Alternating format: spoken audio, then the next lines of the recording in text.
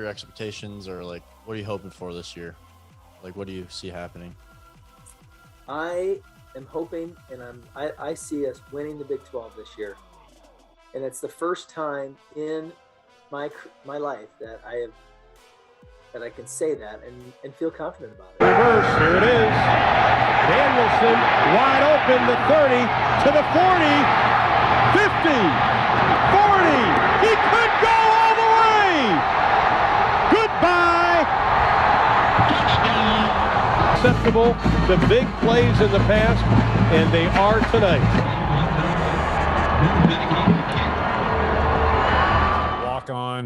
Walk on is never glamorous, but tell us kind of, your decision to go to Iowa State. What were your other options? How'd you end up there? You mentioned Tom Wilson. Tom Wilson is a big part of my story. He came to Dyke New Hartford my junior year and immediately turned the culture of the program at Dyke New Hartford around and instilled in me a lot of confidence and drive that I could play at the collegiate level. It wasn't even on my radar. Not many people from Dyke New Hartford played college football, let alone Division I. And he happened to come from Ball State. He was a graduate assistant there. And so really my recruiting process was almost zero. I had a couple of Division III schools. Western Illinois potentially was going to maybe offer me a scholarship. UNI in the end. I had no junior year whatsoever almost. So I really came out of nowhere my senior year. I matured late and really focused on strength and conditioning my senior year. And it led us to the state runner up. And, it's funny because I just recorded a video for our old tight ends coach, Mike Woodley. And Mike Woodley was the tight ends coach there previously at West Des Moines Valley. And the Woodleys Joe was a teammate of mine. And Mike is going through his retirement right now and has a retirement party coming up in a couple of weeks. But I recorded a little video because my recruiting visit was Tom Wilson, Mike Woodley, and myself on a Saturday afternoon. We were the only three people in the entire Jacobson building. Everybody else was gone. So I didn't meet Dan McCarney, and really Mike Woodley played a huge part in that, and Tom Wilson. Obviously getting me in touch with but Mike Woodley went to Dan McCarney and really went on a limb for me and said, hey, we need to bring this guy in the 105, which is, preferred walk-on status. Okay. There's two different levels of walk-on. First day of school tryouts versus you're allowed to be on the team, you're in camp. So long story short there, but really Mike Woodley, Tom Wilson, that was my recruiting. In the end, UNI came back and really offered me a scholarship. They had a kid that didn't pan out academically, and I was in the Shrine Bowl like 2 weeks before camp, and UNI said, actually, we have a scholarship freed up. We'll put you on scholarship after the first semester if you can come here. And I'd already committed to Mike Woodley and Tom Wilson, and I put my word on the line and with Dan McCarney and everybody. So there's my story. So what you said you didn't have a junior year. What happened? Did you get hurt or? Great question. So it's we were 5-1, and I made a mistake and went to a party. I actually got suspended. I got suspended my junior year, and it was the week before we were supposed to play Appleton Parkersburg. Oh goodness, down the road. There was a couple of guys that Dusty DeVries and Aaron Campman played on that team. And that was our rival. Appleton Parkersburg and Dyke New Hartford was a big rivalry, and we were 5-1. And I remember what their record is, probably 6-0. And I didn't get arrested by the police or anything, but just being at that party, Tom Wilson drew a line in the sand and said, and he suspended me those last 3 games. Wow. And then he didn't even letter me either. So I'm a 1 year. It's the craziest thing.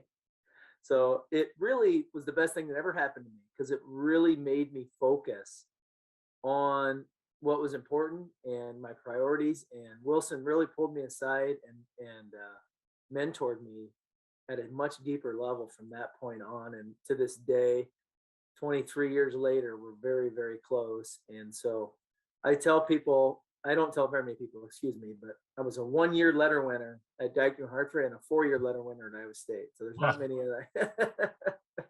So Appleton Parkersburg had to be the rivalry just geographically with you guys? Yep. And we did, it was we didn't hardly beat them at all in the 90s. My senior year, we ended up beating them in Parkersburg for the first time in probably 10 years. And Coach Wilson really turned the program around, and we've had their number. I mean, it's been a good rivalry. They have a great program. But it's really been much more of a rivalry ever since that year in '98. Well, we live in Humboldt, and story about Thomas. The night of Ed Thomas's tragedy, he was staying overnight with Ed's brother's son, who was good friends of him at the time. And my phone rings and said from somebody else said, "Hey, did you ever what happened to Ed?" And so then I called his brother, where Thomas was staying. I said, "Is it true?" And I got my car and got him out of there because I knew they had a lot to deal with. So, wow. And the tornado was, Greg Thomas was really involved in the cleanup for that. So, that whole area we've got a pretty strong tie to in our community, and that was a bad deal. But Dag New Hartford, I don't know how much you follow their sports, but man, they've had a lot of success in the last. Oh my goodness, absolutely! I tell people all the time, I don't even know if I'm a top 10 athlete ever at that school. I mean, there's they. Little side note there, Greg Thomas was a coach the Shrine Bowl. Oh, really? And I just mentioned. So I know Greg. I actually just ran into him at a concert here in Des Moines probably a month ago.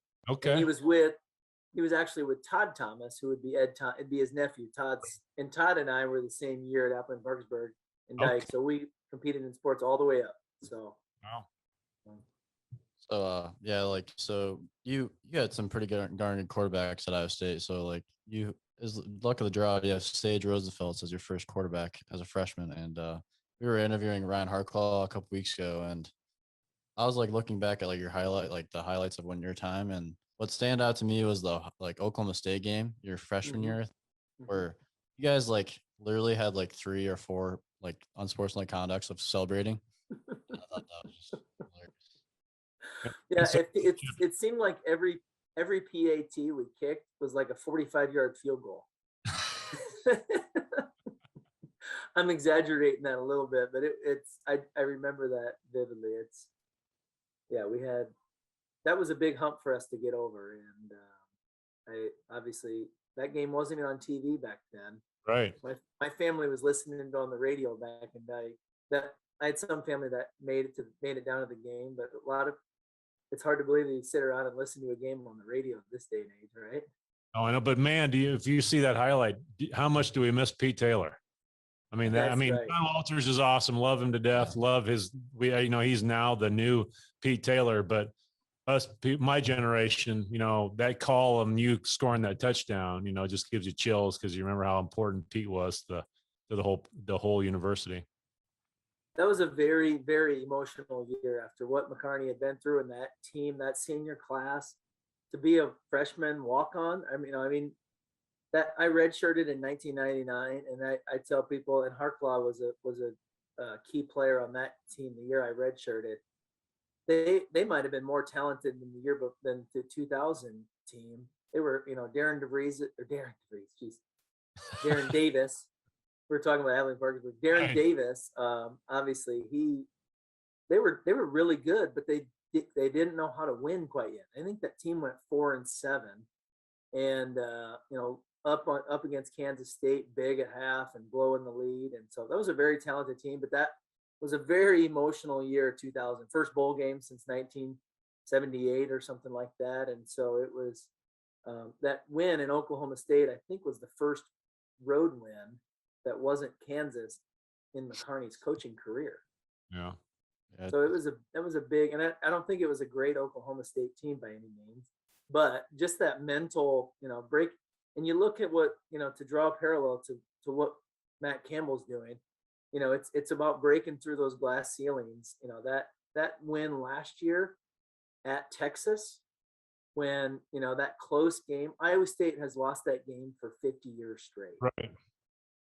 And so to win that game, I sitting here watching on TV in Ankeny, it's like get emotional about that game because of what we've been through as fans, and to come out on top in a game like that when you have to have it on the road. And make the plays, make the tackle on the fake punt, and just little things like that never have gone Iowa State's, and that's just what Matt Campbell has done, is just continue to break through those glass ceilings for the program. Yeah, it's just crazy now to think back. That might be our last time at Texas. Not with what's going on now, which is would have made that even more special, because like it's been less. Yeah, it's just that game. Our family, the emotions that's up in that game was just like. We made we still have the video of the missed field goal, and how our family just went crazy, because it was you're preaching to the choir when you talk about getting over that hump. I mean, we've seen the games you're talking about. He doesn't remember. We lived in New Mexico and he was 3 or 2. But I was watching him with just him because my wife worked on the weekends. And so I'm watching this Kansas State game, and we're up big. I think it's going to be great. And then we lose it at the end. And then the same thing happens against Texas. We're ahead at halftime, lose that one in the second half. I mean, man, it was brutal. So that's why I've said we're kind of going through a reprogramming here. Yeah, that's right. We go in the fourth quarter, we're down 2 touchdowns. We're all right. It used to be that way. It did. And the other thing that, guys that played in McCarney's era, we made a lot of strides in the program in those timeframes. But what Matt Campbell never does, I shouldn't say never. I got the wood in front of me here. He just seems to never get blown out. Like, even when we lose, it's a 1 possession. Even when we play terrible or not to our ability, it's a 1 possession game in the fourth quarter. You look at the Big 12 title game last year. We didn't play our best.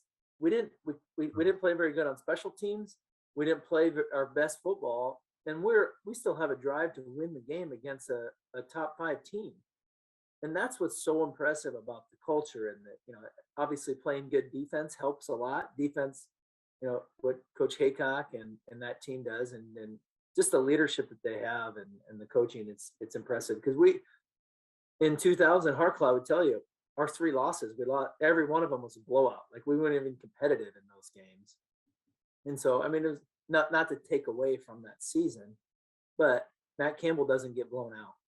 Right. How weird is that as a former player, like playing Texas and Oklahoma, and like back then, just like, hopefully we just keep it close and have, like, as fans, we're like, let's just keep it close and maybe we'll sneak up and on. But now it's just like, we're shocked if we lose by 7 or more, like you said, because like we're 1 possession away from Big 12 champs last year. And yeah. So like it's a total culture and mentality thing, where the fans are now on board with expecting victory, the expectations, but then we don't have to go to negative Iowa State mindset where we're going to blow this, we're going to miss this field goal. We're not going to beat Oregon in the Fiesta Bowl, right? I mean, that doesn't happen. Iowa State doesn't beat Oregon, and we just roll them. I mean, it's not even a game.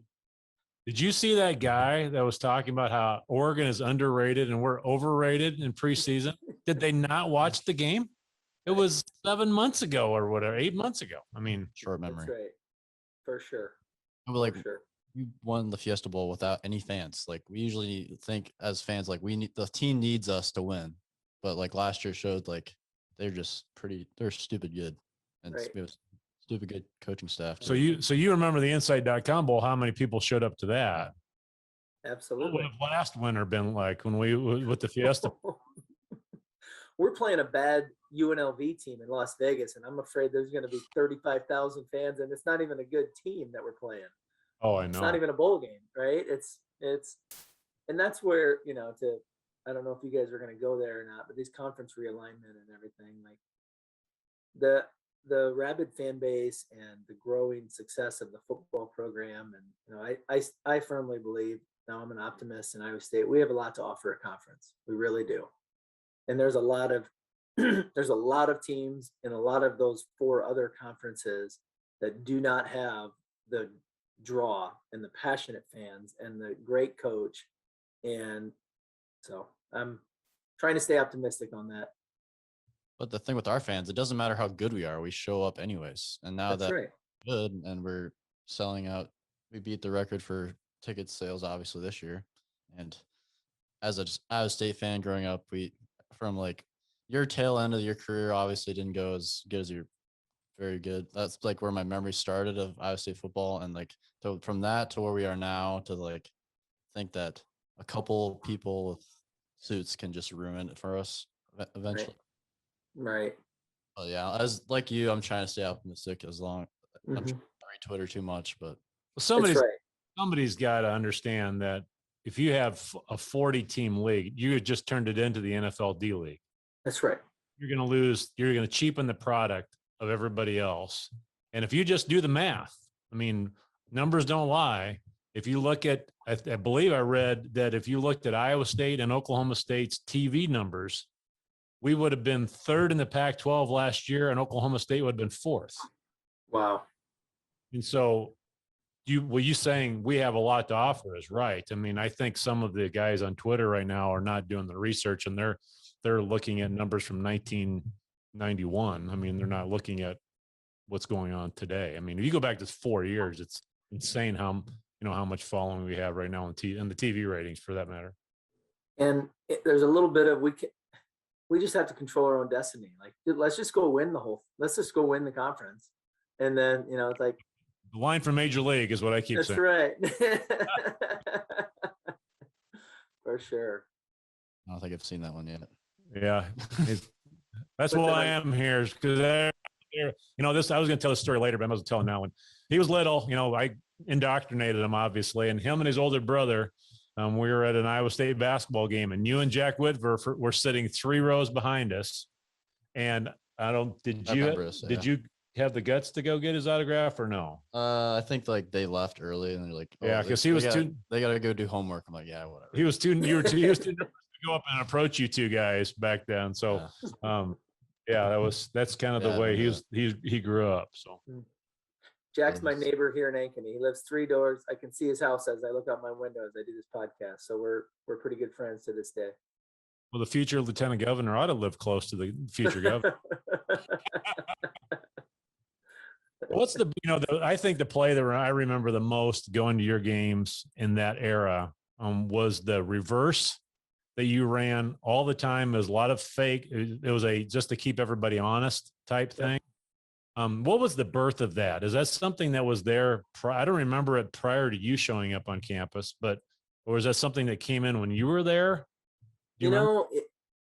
It probably started in Pete Hayner was our offensive coordinator in 1999, and JJ Moses was the slot, and he started running some of these.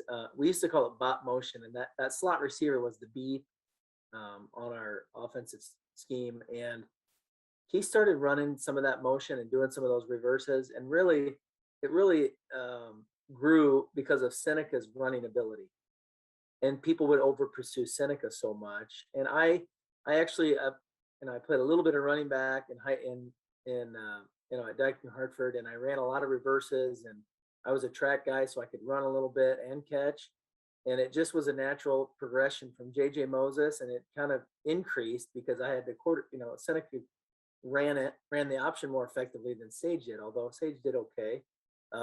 That's probably just how teams would over pursue him so much, and it's really just about trying to keep people home as much as possible. And, the reverse, I think that happened before the run, right? So like that play would have been like the top play on ESPN in the Texas Tech game. Yeah, Texas Tech game. Yeah, it's just like crazy how Seneca kind of stole your thunder on that. That's okay. We won the game. We're such Iowa State dorks that I was coaching his older brother in flag football, and we ran that same thing in flag football all fall, where we had some fake reverse, then we give it to him or whatever. And you guys chose to be the Seahawks. Yeah, that's right. Yeah, we were the Seahawks that year too. That's right. Seneca went to. Sure, Seneca was. So I'll put you on the spot. So like I saw a Twitter poll. I'm sure you probably won't answer it, but I'll ask you this. I saw a Twitter poll was like Purdy or Seneca. So, but I'm gonna throw Sage into that. So, who, if you had one game, who would you pick out of those? Oh boy, this is really putting you on the spot. Oh boy, that is really putting me on the spot. I'll be the guy that's not political and choose my guy Seneca because I caught the most balls from him. So he threw a lot of balls to me. Sage, I think I only caught 8 passes from him. and because it was my freshman year and I was the fourth receiver. But I've gotten to know Brock Purdy quite a bit through a friend of mine, Dr. Greenwald, who is a orthopedic surgeon at Iowa State. There's actually a great little story here. The weekend before they reported to camp, Dr. Greenwald had Brock Purdy up to his lake house in Clear Lake, so I got to spend the night with Brock, and he actually pulled my boys on the jet ski on the tube and played catch with them in the yard, which was really cool. And so to answer your question, man, really hard, obviously, but I think the world of all three of them. Caught balls from obviously Sage and Seneca, and Brock Purdy's the all-time leading statistic-wise in pretty much everything by the time he's done. I don't know.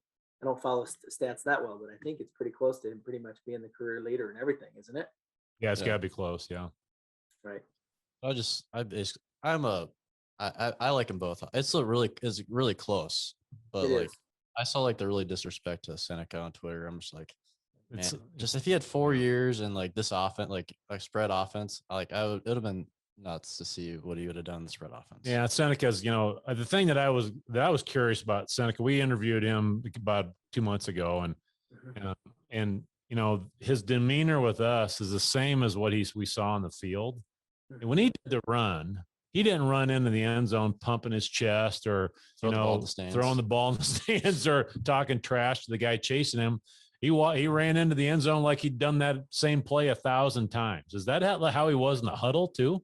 It was. He was always cool and calm, whether we were down 30 or up 30. It was the same Seneca. He was always chill, and he was that cool cat, I guess you'd say, and just an unbelievable athlete. His overall athleticism would have been.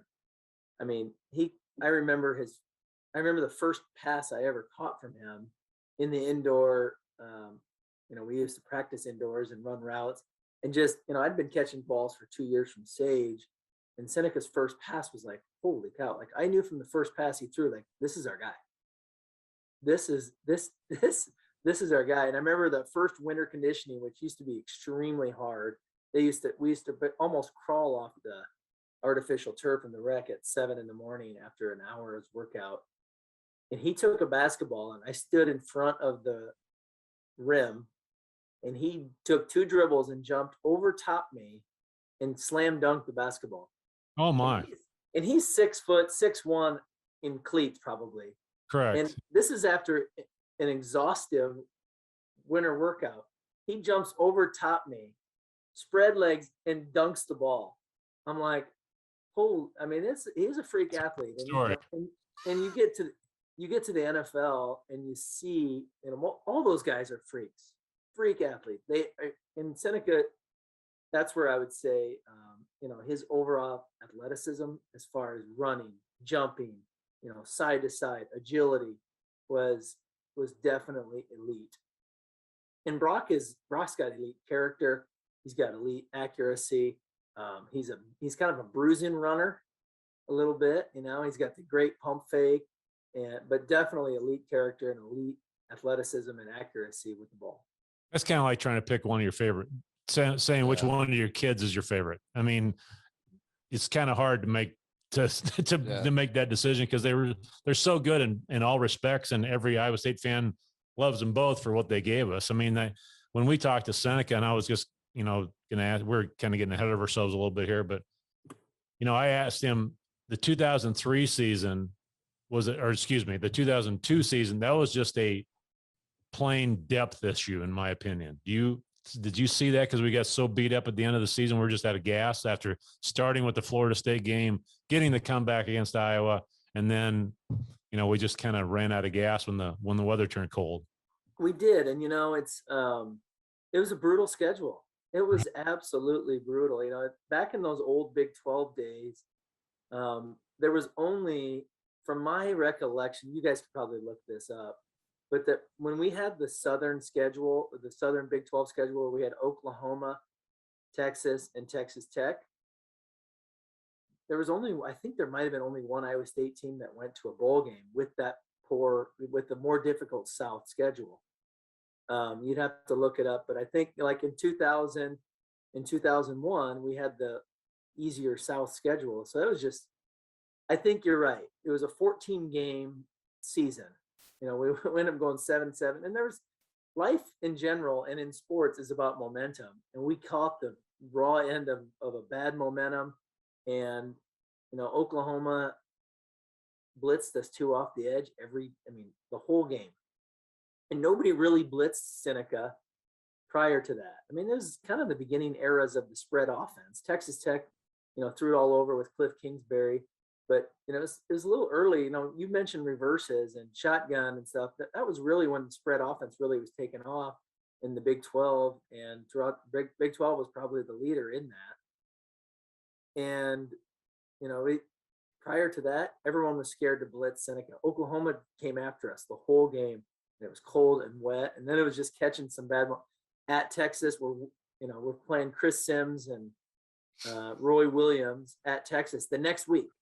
And we're up at halftime, and, you know, we stuff them on a quarterback sneak, and the ref slides his foot forward, gives them first down on 4th and 1. They go in and score a touchdown and beat us. It's like, we win that game. Now all of a sudden, you know, we're 6-1, 6-2 after Oklahoma. Instead of 6-3, we're 7-2. You know, so it's like, you never know how things end.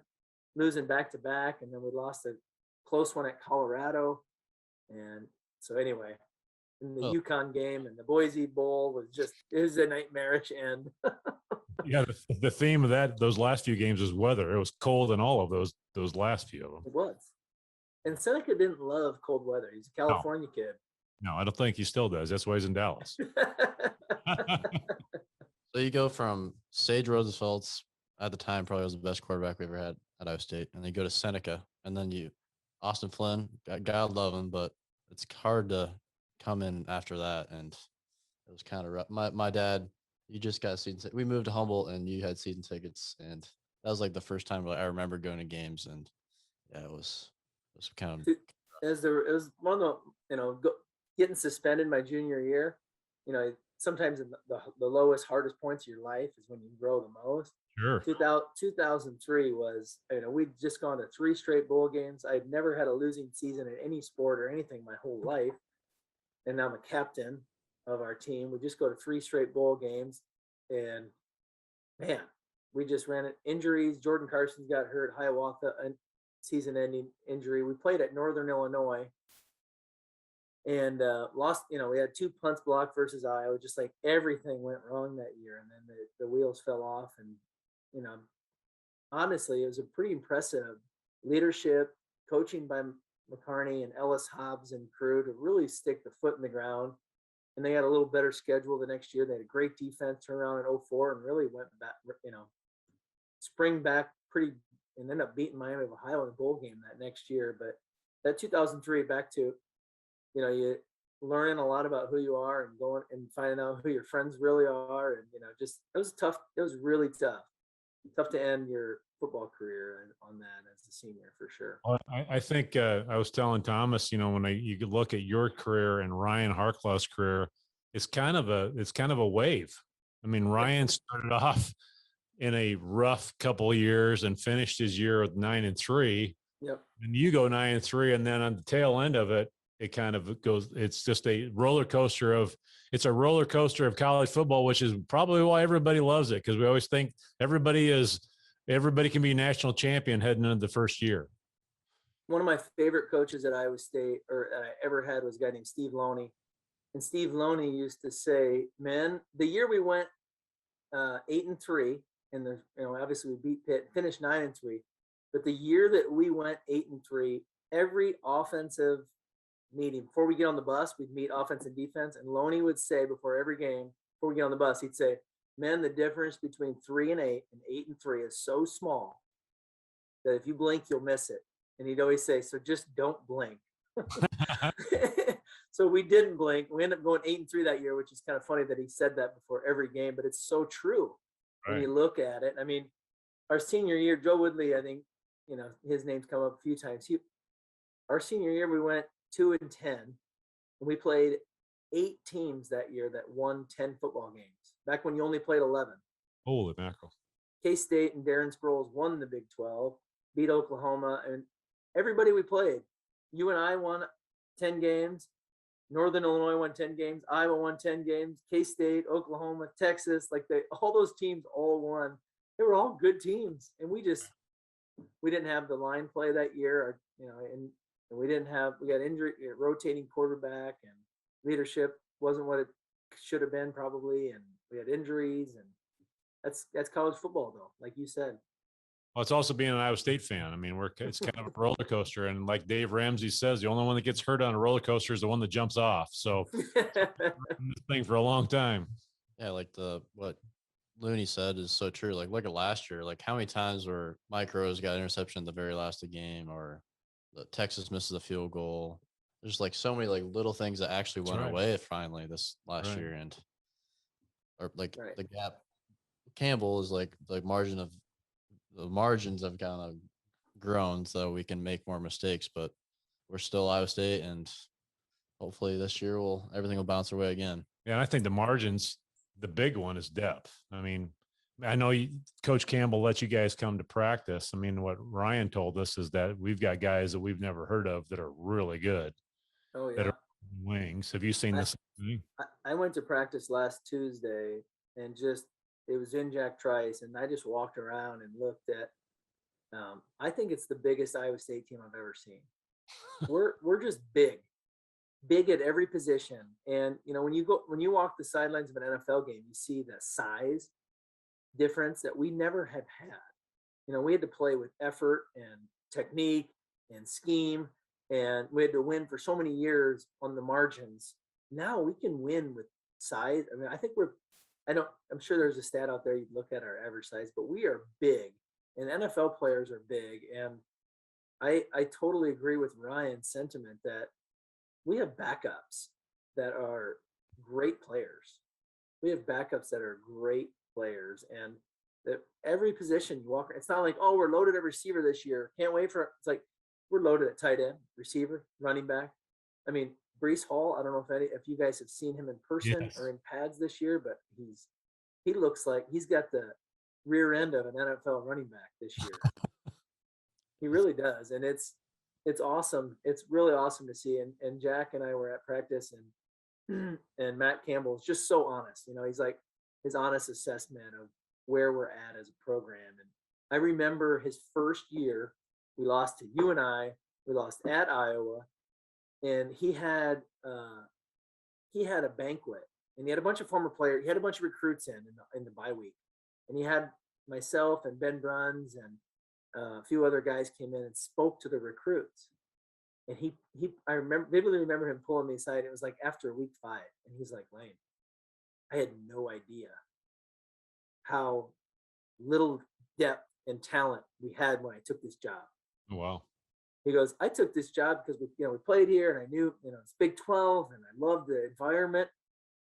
I had no idea how bare the cupboards were and how little. He's like, and now, we're up there at the top. And I mean, we're not probably not Texas and Oklahoma, but I think he would throw us in the 3 or the 4 spot as far as overall talent and depth. And that's in 6 years, going from probably 10th to 3rd or 4th is unbelievable. It really is. And that's where, I mean, you look at a guy like Hunter Deckers, and Brock Purdy leaves, he's unbelievable. And so I mean, it's really, really neat to see. And it seems like year over year, the recruiting gets more and more solid, and the culture builds. And I love the press conference he said last week, or the quote was, what do you tell players? He's like, you want to win? Come here. Like it's a matter of factness. Right. And it's also just. He didn't like that question. I mean, he did not. He was about ready to eat that water bottle. I tell players, you want to win? Come here. Next question. Right. He took like 3 drinks out of his water bottle. I thought he was going to chuck it at the guy. I mean, Ryan Harclaw said he was in the mentorship program, and I heard that are you still involved with that, or used to be? Yeah. I used to be, and I was talking to Skip about it. It sounds like they're slowly bringing it back right now. So I mentored Brian Peavy for a couple of years, and I mentored Dylan Sainer up until, they kind of shut it down last year because of COVID. Sure. But yeah, I don't know. I think every year there's a lot of compliance, and I don't know if I'll get back into it or not. But I'm very thankful and loved the opportunity that I had to mentor, instill some wisdom or whatever you want to call it within Brian Peavy. I still have a relationship with those guys, and wish them the best. And what a cool way to make those kids feel that this program is bigger than them. And that's what Matt has always done, is he wanted to create this program to give these kids and show them, like, this is bigger than just you in a bubble here, or in a vacuum, where I remember his first spring, and the first spring practice, first spring game, he had a reunion for he invited all the former players back, and he had all of the seniors to be. I mean, he's known these guys for like 6 weeks, right? Just took the job, first spring game, and he's got all the seniors up there and all these former players. And there's quite a few. There's probably over 100 former players there. And he went right down the list with all those seniors, and he introduced who they were, where they're from, what position they are, where they're at in the depth chart, things that they need to work on to get, if they're a backup, to get into the starting job. Like, he went down the line, and I thought that was the most impressive thing, because it showed those seniors, like, those seniors could look out and say, this will be you someday. And, like, play for something that's bigger than yourself. I rambled and told a really long story that I don't know if you guys ever heard. I don't know if you ever heard that he did that, but pretty impressive after, and it was all about it's always been about building a program versus just coming here to win some games. Yeah. What was the difference between, like, was there not like a relationship between former players and the coaching staff before, or was like just like because like Prom came in and did like a former players reunion type thing? Is that what Campbell's kind of been doing? I almost wondered if Prom was trying to emulate what Matt was doing. Somebody like Lindsay Long who runs the Letter Winners Club and is heavily involved with the mentorship program and student athlete development. Lindsay is actually freshman, same year as me in 1999, played soccer. And so Lindsay, being a part of the Letter Winners Club for both football and basketball, probably had I'm guessing she had some influence on that. I could be wrong, but it felt like maybe there was some influence from Coach Campbell to Coach Prone to do that. To answer your question, the prior head coach, there wasn't much involvement. And, Coach Rhodes was there when I was a freshman. In 1999 was his last year, and then he went on to Pittsburgh. And there just wasn't as much involved, right, wrong, or indifferent. I think that's probably more the norm. It's not like I think what Matt Campbell's doing is definitely not the norm. And that's really why he's being so successful, in my opinion. And I was that guy that was, I got roasted my first year because I told everybody I knew, this guy's the best coach. He's going to be great. And then we lose to UNI, lose to Iowa, and all my buddies, all my coworkers were like, oh yeah, here we go. Thought you said this guy was going to be so great. And I was right. But I remember that too. But his demeanor after those games is no different than it is today. That's right. I mean, when he gives his press conferences after that game against UNI, after the one, I was at the UNI game. I listened to it on the way. I think it was the post game show. He has the same demeanor as he did when he beat Oklahoma at Oklahoma. I mean, what's funny is I remember being at the UNI game, and he gave the ball to David Montgomery like one time. Montgomery was a true freshman, right? And I remember it. He ran him off tackle towards the east sideline, and it was like an 8-yard gain. And I remember thinking, who's that guy? Why don't we let's give the ball to him more? And he didn't hardly play him at all in that game.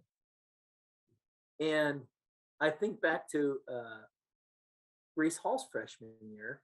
He didn't play Brees Hall out of the gate. And I actually asked Skip about that last week at practice.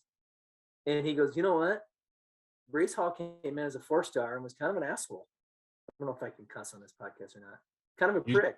He came in cocky, and Campbell wasn't going to play him because he's like, Brace Hall's kind of cocky and he's kind of a prick, and I'm not going to play him. And I don't know if that was the same thing with David Montgomery as a true freshman, but I bet you, for some reason, I think if we gave him the ball 30 times that game, we beat UNI that day. Yeah. Yeah, it's because we Not had that I'm questioning his coaching by any means. No, don't you think it's a similar thing as what he did with Jaquan Bailey? yeah, because Right. Jaquan Bailey had one celebration, then he kind of got canned after that for a little bit. Because Well, of you have to. sidelines, and I see Matt Campbell say, "Get him the F out of there," and Yeah. he benched him. Yeah. He was our best defensive end then. Probably the best thing that ever happened to him. And Right. he goes on, big leader for Iowa State. And Well, who was our quarterback? Who was the quarterback with the huge arm our first year that he after the Texas game? Yeah. Yeah. They got in a little altercation on the sideline. We never saw him again. Right. Yeah. So Yeah, I think the line that's the proverbial line in the sand that you're talking about. talk about Well, it's what great coaches do. You know, when I told you Coach Wilson suspended me, he didn't have to suspend me when I was a junior in high school. Not to bring it back to that, but you know, it's like that's what great coaches do. They don't compromise the program and the character for any one individual, and you can never. And you know, other coaches do that, and the players with the integrity watch and listen and learn, and they see that, they observe that, and it's something that you know Matt's a man of principle. I talk about complete opposite from Jacob Park is Brock Purdy. Because like when Brock Purdy came in, like you beat Oklahoma State at Oklahoma State, and then we didn't beat Oklahoma State at Oklahoma State until Brock Purdy's first game, and it was like, who in the heck? Why would? Because Campbell just threw him in. I'm like, who is it? Like I know who he was, but like I thought we were redshirting him, and it's like he goes out and just just kills it. It. It's like it was just like a celebration. Like we finally have a quarterback because it's like an elite quarterback like Seneca. There's a big gap there, and then Brock Purdy came on, and it's like, and we're still enjoying him now to this day, and it's just gonna be his last year, and it's bittersweet. But as you said, we have Hunter Deckers on deck, which is pretty cool. So we've heard Hunter has gotten a little bit of shape, possibly. He appeared to be that when you've gone to practice? Yeah, I mean he's big huge. kid. Yeah. Oh man, Hayward, Iowa, and West Sioux beat guess who in the state championship game his junior year, I think. Dyke Hartford. Oh, really? Gotcha. Robbed up. Dyke Hartford can't win state title. We're like 0 for 5 in the state championship game in the last 20 years. Girls what's that? Girls basketball team won this year, though. They did. We're good at volleyball and girls basketball. You're right. Yeah, I think a little interesting that I didn't realize at practice, and you guys maybe have, but Marv Cook, Iowa Hawkeye tight end, his son is a quarterback out there, and from what I've heard, doing a really good job. And he's a lefty. So our second and I've heard that. I mean, I don't know. We'll see who the third string is. They got the Bauman kid, but I heard Marv Cook's son is battling and potentially could be on scholarship soon. I forgot about that. That's quite the coup to get Marv Cook's kid on our team. It's almost like, we always keep coming back to kickers, and who's the kicker that kicks off for the Hawkeyes? His dad was the kicker at Iowa State. He was from Omaha. I can't remember his name off the top of my head, but it'll come to me later. But that's the thing that bugs me when we're dealing with kickers, that we got an Iowa State alum. Keith Duncan? No, I can't remember his name. It'll come to me later. But the thing that's interesting is Marv Cook's son could have walked on Iowa or Iowa State. We didn't offer him a scholarship. Sure. He could have walked on either program, and he walked on. I think that's, like, you used the word coup. It is a good word for it.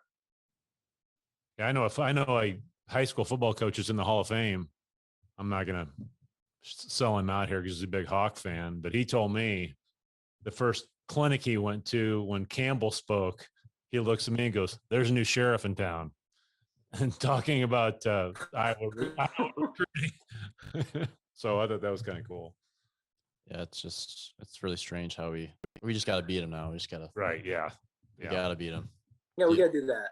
And they'll be good. Iowa's going to be good. I mean, I get afraid man, as an Iowa State fan. We spend all the time getting so excited about our players. We focus only on us. Well, there's a bunch of other teams out there working really hard too. for sure. So if we don't come out and look like we're the Buccaneers against a 1A high school team on the first game against UNI, where we're just destroying them, and we don't look that way, we can't hit the panic button. I mean, I think, as you know, probably there's a lot of changes that happen from week 1 to week 2. Totally. And I think that's another step that I'd like to see. I mean, hopefully we see Campbell take that. He has, they've had some stumbles out of the gate. Now they played a team last year, but they barely even practiced before they played Louisiana. And we all were hit, there's like, oh my goodness, we lost to Louisiana, and then they go on and win like 10 or 11 games that year. And they're ranked. Oh, what are they like? Yeah. 20? I mean, Just be so embarrassed about yeah. it. It's like we lost a Don't- hand. Exactly. Don't kid yourself. There's a lot of, they're putting guys in the NFL just as much as we are down there. That Sun Belt Conference they'll sneak up and get you. And they had some dudes, and we didn't play our best. We let them return a punt and a kick for a touchdown. It's hard to win. The statistics are not in your favor. If you allow the other team to score a touchdown on special teams, there's some stat out there that says like 75% of the time you're going to lose that game if the other team scores a touchdown on special teams. Such a big momentum swinger. Wasn't there 2? Yeah. So what's the statistic when it's 2, for crying out loud? Exactly. The other thing that I'm excited about is to see who wins the starting job as a kicker this year. Yeah. For sure. I've heard it's quite the battle. What have you guys heard? My dad's so tired of talking about it. I mean, I just want to get that resolved so we don't talk about kickers anymore. Yeah. We've been doing this for 20 some odd years. I mean, ever since the Tony Yelk kick over the goalpost at Alabama, it seems like the kicker is always people are taking Xanax before we kick a PAT, for crying out loud. I mean, we need to get involved and just get it over with. I mean, It's like there's always like a sarcastic cheer after after we make a PAT. I'm just like, can we get over this? and you know what's going to happen this year. Yeah. He kicks it out of the end zone, the opening kickoff, the place is going to go flipping crazy. Yeah, we might storm the field. This is the 20-year anniversary of that 2001 team where we missed. Don't bring that up. missed those field goals. That was a dark night in our family. Yeah, it's the only game that my dad didn't attend that was like that. My dad was at the Seneca was in game. He was at the Hampton game. We were at the UAB game. We were at the Aaron Kraft game. So I feel like You rattle all those off way too easily. because Wow. they happen back to back. Because all those years we went to the Big 12 championship and actually won it. But like my dad's like, we'll Right. just save up money and go to the NCAA tournament. And yeah, we just chose the wrong lane there. had to take out a mortgage for all the therapy we went through for all those games. So the second word. So, yeah. So like when it comes with Seneca was in game, so like there was not like you can go back to the locker room and look at the highlight. So how long did you guys not know that Seneca was clearly in? Like, did you go back to the Ames and see the replay, or was it not even talked about? We had, I think that was the beginning years of text, but I feel like I remember getting phone calls and texts from family that he was clearly in. They were talking about it on ESPN. And so, by the time we were on the bus, there was quite a bit of frustration around the fact that we got hosed on that. Now, we would have had to go for 2, I think. We were down 8, right? 38, final score is 38-31. And 19 years ago today's the anniversary. There you go. Yeah. So I remember we've seen that highlight a million times, and I think everybody's sick of talking about it. But the thing that I want to know and answer from, if the referee is still alive, what was he looking at? I think he was looking at his feet. He was looking, but he was looking at his foot, and he claimed he stepped out of bounds. Didn't. But he didn't. He was looking straight down at his foot that had 3 inches of grass between him and the sideline. I want to just know, what in the world did he see? Was he blocked? Did he just guessed or what? But it doesn't look like he was blocked in that possession, but I don't know. So, I actually officiated high school football for a while. So there's a specific mechanic that guy has to follow. And there's a line judge trailing him Right. that before you make any call, you have to look at the line judge, because the line judge is going to say whether he stepped out or not. It's not the guy on the end zone. That's the goal line. It's not his job to determine whether he stepped out. His only job is to look to see if he breaks the plane. And if he breaks the plane, then they look, and then he looks to his left at the line judge, and the line judge says he was in. And then if he saw him break the plane, and that guy said on the line says he didn't step out, then boom, it's touchdown. And he didn't follow that mechanic. I refereed football for over 10 years. Yeah, I was a line judge for over 10 years in high school too. And there you go. So I was a back judge.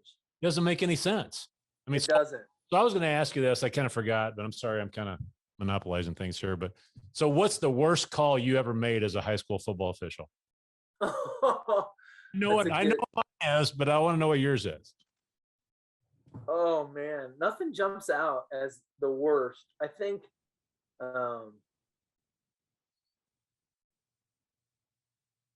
nothing jumps out. I'm sorry.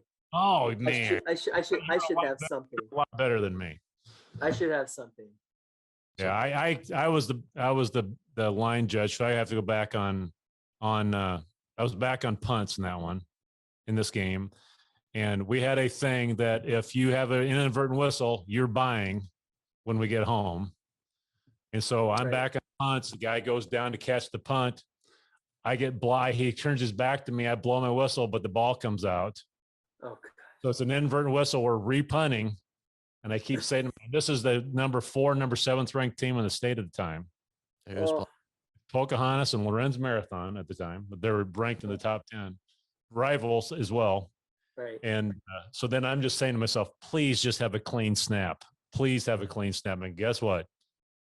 Center snaps it over the punter's head into the end zone for safety. So luckily one of the guys on our crew was a lawyer, because I thought we were going to get killed on the way to that place that night. But the people at Lorenzo Pokey were good enough. There was a line of parents waiting for me at the fence when we got out of there. So I one comes to mind. So we're up in Clear Lake, and I'm the back judge, and it's the end of the first half, and Clear Lake throws a pass. They're trying to score before the halftime, and it's too long of a field goal. They tried to throw a long pass, like a deep post, right at me, and it was clearly pass interference. Like the corner almost tackled the receiver while the ball's in the air, but the quarterback threw it way over his head, and I didn't throw my flag for PI, and I'm like, it's uncatchable. Oh, there's no high school. That's a college rule. That's right. Right. So, yeah. And the Clear Lake head coach comes unglued. That's not a high school rule. And I went in the first name is Fred, I think, right? Yep. I went in there and I'm like, he's right. What do you do? I blew it. And I think Clear Lake ended up winning, so it didn't matter, but it was still tough. It was like a Lazard, Kansas State back in his senior year type of thing, where he picked up a flag. Pass interference. Yeah. Was that the Kansas State game? I was at that game. I was at that game with Ryan Harklaw. There you go. Wow. Full circle. And we were the first ones out of that stadium, the first ones out of the parking lot, because we drove back to Ankeny that night. Wow. That would have been brutal. Yeah, I'm glad we didn't go to that one. So you don't referee anymore? I don't. I coach both my boys. I have a 7th grade son and a 4th grade son. And so I coach youth football now. And we have 4 kids. Once we had our 4th kid and they started getting into activities, it just didn't work for my schedule. Although I loved it. I absolutely loved it. And I took, like, all my buddies, I'm like, we should put a crew together, when our kids are out through high school. And it's a lot of fun. It's a lot of fun. Yeah. Great way to stay a part of the game too, without too much time commitment. Yeah, it was. I had the same problem. I had 4 kids at the time. When I had my 3rd and 4th, something had to go because I was coaching at our local high school too. So something was. I mean, I kind of had an ultimatum from the boss, and I said, "Yeah, I can get rid of officiating." So, but it was fun. You're right. That sounds exactly the same. And you know what? Our white hat on our crew, we did a lot of 4A schools here, 4A games here in Des Moines, and Bobby Colosimo is white hat, and he's in the Big Ten as an umpire now. Oh, wow. So So if you ranking it, your kids probably started putting pads on when they were 18 months old? Actually, I'm not a big believer of pads at a young age. So the pendulum is swinging back. When we first moved to Ankeny, it was like second and third grade. Right. The pendulum is definitely swinging back. My son is in 7th grade. He would have done tackle last year as a 6th grader for the first time, but they canceled tackle because of COVID in Ankeny. So he did flag. But my 4th grader, to be Kale, he probably won't. I'm not going to let him do tackle till 6. There's no need, I don't think. Yeah, I agree. So when you're at practice, you being a receiver, what was your thoughts on the receivers? Did anyone stand out, or how they're looking? I mean, obviously the guy that really stands out to me is Hutchinson.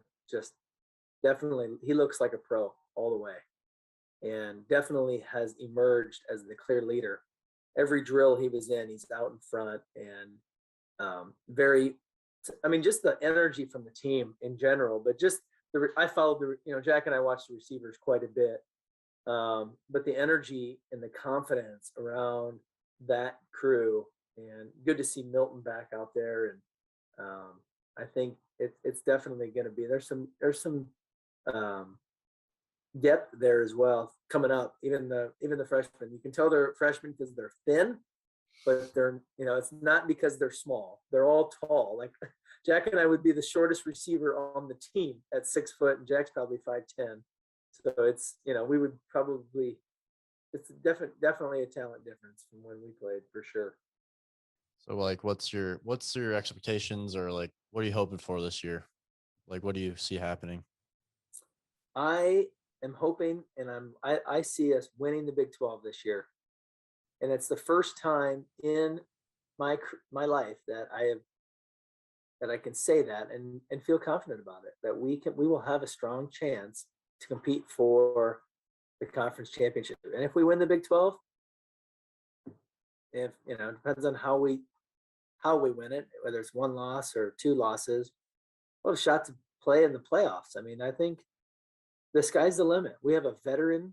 I mean, there is going to be more change and pressure on football this year than maybe ever, with the conference turmoil, with the name, image, likeness, the change that's going on post-COVID, the Delta variant, the team that has the best culture and the best leadership and not allow that outside distraction, which a Matt Campbell type led team with a very senior veteran led team that came back to do one thing, and that's win football games.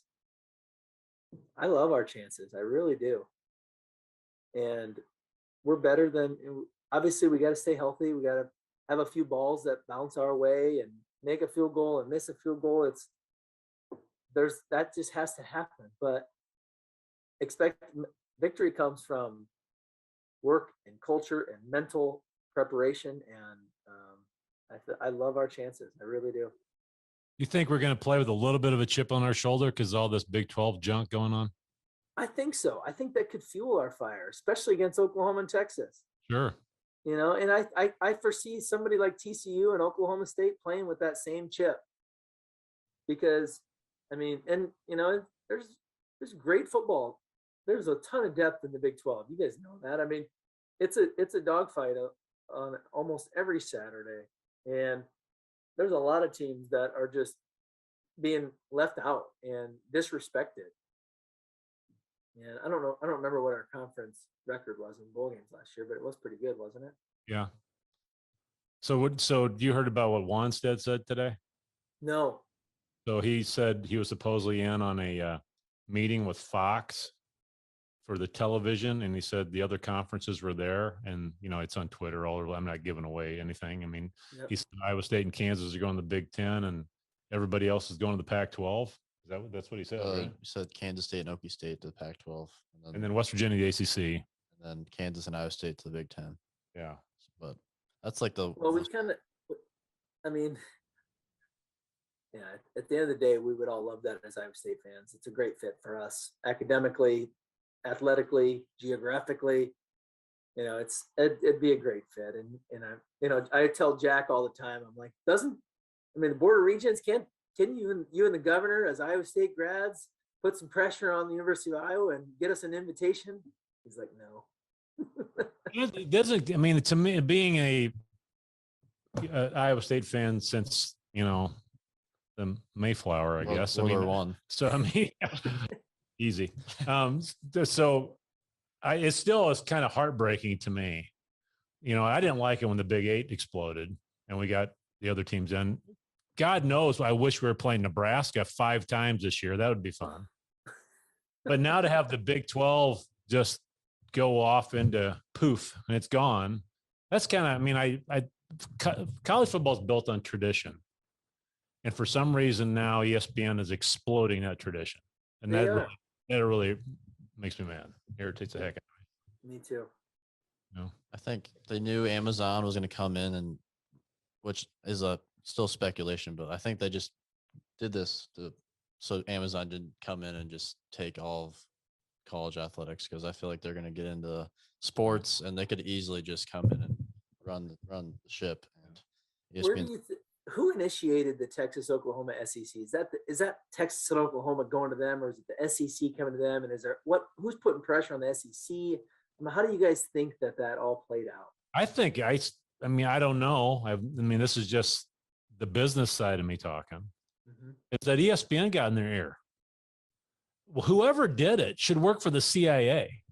Right. Because it came out of those meetings, Bowlesby saying, we're never going to have to worry about all of this kind of stuff. And then the next week it happens.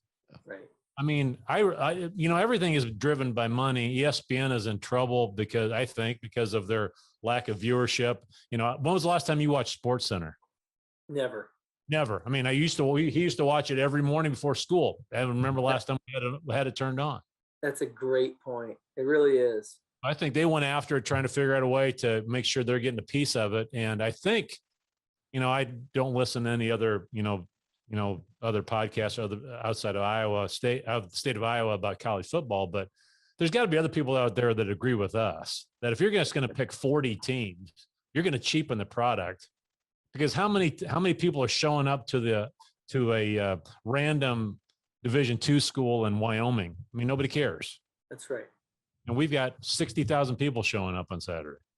And exactly. And you have the thing about college football is it is amateur, and it is, pride in your university, and it's coast to coast, border to border. Like, if you're just going to pick certain sections in certain schools and just leave out, so you're going to leave out the center part of, which is basically, Iowa, Kansas, Oklahoma. That whole area, you're just going to drop those whole schools from having an opportunity to win a national. There's so much tradition around there. I don't know. We've been in that conference as Oklahoma for almost 100 years. That's right. And that's gone in one press conference. And the most Iowa State thing ever, we're finally competing with them after 85 years, and they're leaving. Yeah, that part of it I get. You're right. It is a very Iowa State thing, but I'm just thinking big picture things. This whole Big 12 is really kind of seems like it's kind of been rolling a little bit. Now we're getting a little more parity. By us being stronger makes everybody stronger. Right. And I don't get it. Because do you honestly think that Texas and Oklahoma went and said, hey, we want to be part of the SEC? And right now they're the top voice in our conference. Who's going to care what they're saying in the SEC? I've always said that to bring it back to Matt Campbell, when you looked at the Big 12 and the opportunity to make the playoff, well, if you're Oklahoma, Texas, Iowa State, Okie State, like, win the Big 12 and you're in. And the SEC, like Oklahoma, Texas, their road to the playoff just got 10 times harder. Right. And maybe that's why SEC wanted that. Maybe they wanted the Big 12 to be done, because then there's only 4 conferences. And I don't know if it's just more monopoly of markets and viewership, and they just want to be the super conference and eventually break away from NCAA and just have the college football division. That's, they don't have to deal with Title IX and just, but it's ESPN running all that behind the scenes. Whatever happened to just keeping college football? Maybe I just turned 40 this year, so now it's like, when you get older, you just naturally resist change, right? Sure. So maybe I'm like I'm thinking, do I just hate this change because obviously it's poor for Iowa State, but as you get older, why do we have to change stuff? That's Right. Just like college game day, like how many matchups they're never gonna go anywhere else but the SEC. Just like think about the matchups they're gonna have. It's like, oh, we're not gonna go see Iowa State versus Iowa, and then we have Georgia, Texas. Just you can name how many different combinations of the matchups. But if you truly wanted to make a super conference, why would I get Oklahoma? But when was the last time Texas was really good? Why don't you go after Oklahoma and Clemson if you really want a super conference? It's a TV. That's why I think it's ESPN, because Texas brings a lot of eyes. In the Longhorn Network, I don't know the success or failure of that, but it doesn't look good. If you don't know the success or failure of it, it's a failure. You know what I mean? I don't know how big a failure is what I was mentioning. I knew it was a failure, but I don't know how big of a, That's the one positive out of this. When one of our games is on the Longhorn Network, we don't have to pay for some service that carries it for that week and then cancel the next week so we can watch that game. We're like one of the biggest Iowa State fans out there. Like how many like basketball games were like, oh, you're gonna pay $45 to watch Iowa State, and we did it. We did it, and then Yeah. some did. Yeah, that's where I guess they thought of where they get their money from. But yeah, well, it's been really appreciate you coming on. Yeah, Lane. thanks a lot, Lane. We really appreciate your time. I know you're probably kids in bed that you had to deal with and everything. And Nope, I appreciate it. I enjoyed. It's great to meet you guys. How old's your youngest? 9. 9. Okay, so you're not dealing with too much bedtime stuff anymore. My oldest is a freshman in high school, so she's driving to school this year for the first time. School permit, and we had 4 kids in 6 years, so it's 2 boys, 2 girls. It's going quick.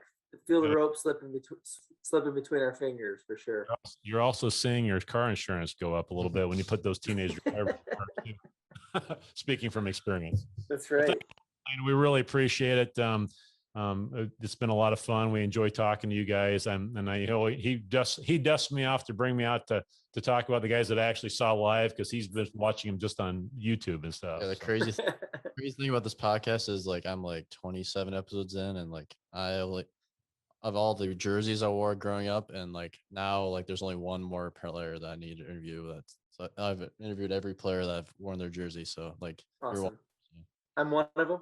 Yep. Great. Yep. You didn't Well, get it's an honor, guys. I really appreciate it very much, and looking forward to maybe seeing you on a tailgate or something this fall. All right, sounds good.